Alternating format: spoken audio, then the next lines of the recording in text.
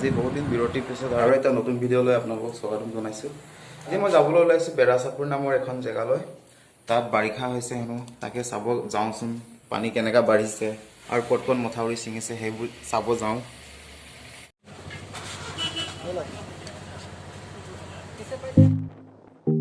নতুন গাড়ী আমাৰ এইফালে VIP লি লগত বহি আছে আমাৰ এইফালে শকত মকত মিমু আৰু এইফালে আমাৰ ধুনীয়া হেণ্ডছম ল'ৰা এটা হেমেন দৌলে।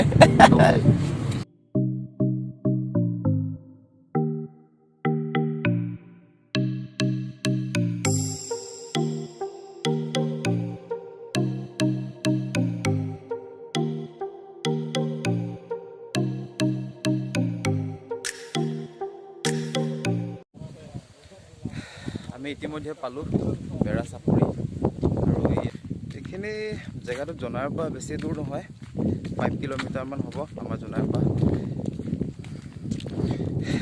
জোনাই বেৰাচাপৰিৰ কেইটামান বাৰিষা দৃশ্য। চাৰিওফালে পানীয়ে পানী। আগষ্ট মাহৰ গোটেই সপ্তাহটোতেই মানে পানী, বৰষুণ দিয়ে আছে নন ষ্টপ।